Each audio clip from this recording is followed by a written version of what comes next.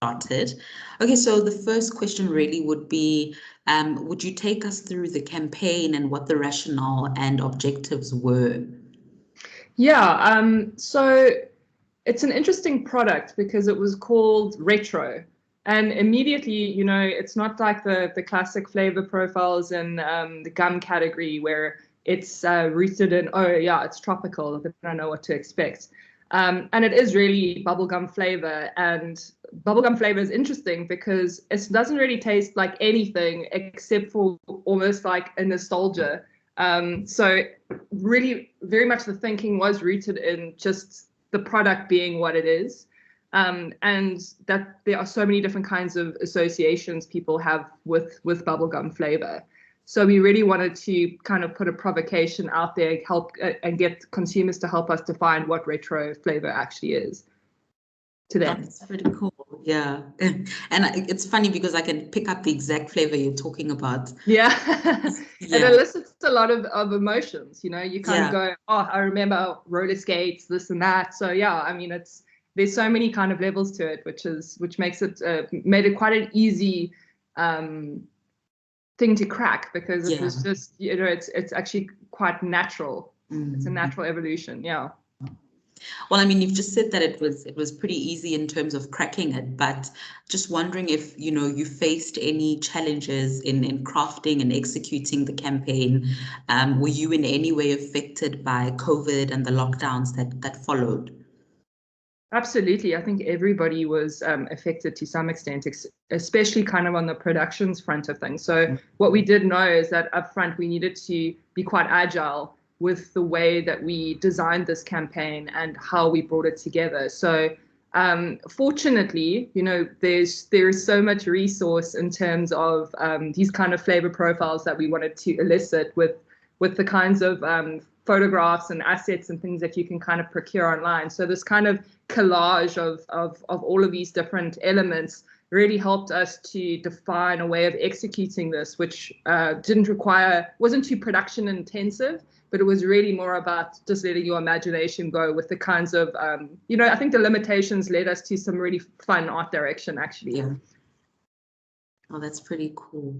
And then did you change plans or approach because of the restrictions? I mean, I think you've sort of spoken to that now in terms of you're just going back into the archives. But was there any point at which, you found yourselves going a particular direction and then you had to swiftly, pivot? I think fortunately, this campaign came into the system at a time when I think we were all quite aware of the limitations. So I think from conceptualizing it, we were very aware that we needed to be very smart about how we would execute it. Yeah. And then in terms of the Facebook platform, because that's really what the conversation is about, how did you roll it out and what was your thinking about the kind of conversations you would have wanted to drive on Facebook and Instagram and WhatsApp, if at all? Well, so I think how we phased out the rollout was really to sort of drive awareness. So to reach enough people to kind of draw awareness about the fact that we have a new flavor variant, and then unpack it for consumers so that they can so they kind of get the gist of the campaign, which is to really help us define what that flavor is. Yeah. So I think for the second phase, which I think was some of the funnest, was really about driving engagement. And I think, we tapped into some behaviors that are quite reminiscent of, MTV back in the day, which is like this kind of verses and these battles, and really getting and driving consumer engagement through that to get them to also just define it for us. So I think, in essence, this campaign really was designed for engagement because it taps really into this sort of, nostalgia and retro kind of aesthetic, which is actually really popular among young people, even though they weren't there to live through it. I mean, they can't remember a time before cell phones, yet, they can talk about cassette tapes and vinyls and things like that. So, old school is cool.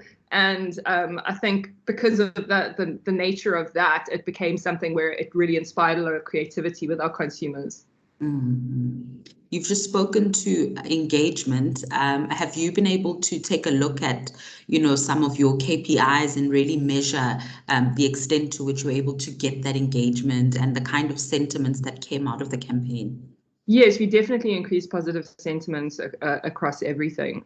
Yeah, I mean, I think this campaign performed exceptionally well for us on many fronts, not just engagement, not just sentiment, but actually really driving innovation in the category. It was the most successful innovation of last year. So, I think we outperformed on every kind of KPI we set for ourselves on this campaign. And yeah, I mean, I think increase the value share of chewing gum category. I mean, it's gained a lot since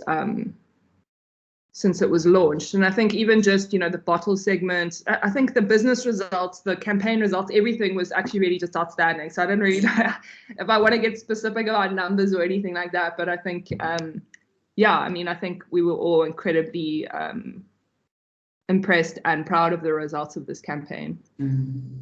That's awesome. And then because of the success, and I mean, I think it's a conversation that could go on, do you have intentions of, reviving it or giving it more legs and continuing with it? I guess that depends if we want to put more kind of onus on that. But I think for now, Stimorol has just launched its new equity platform, which is really about celebrating the unique different flavors and flows of our consumers, which I think is going to be the kind of key focus area going forward now. But yeah, I mean, I think we've got a lot of activity planned for that specific campaign, which we are very excited to see the results of as well. And then finally, would you maybe take us through some of the biggest learnings for you and your team as you worked through the campaign?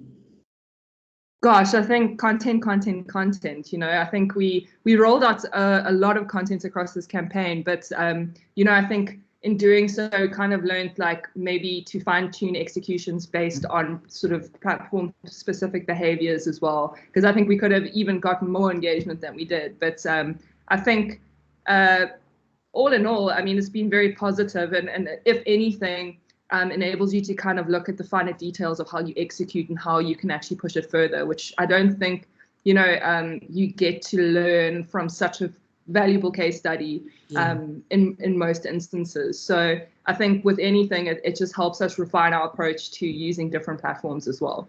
I hear that. But yeah, I mean, I think overall, I think it was fun to have a concept that lent itself so well to social as well, and into intuitive behaviors on platforms like Instagram, specifically using polls and things like that. So yeah, I think all in all, we had some very hardworking components of this campaign that really helped to achieve the overall success. Awesome.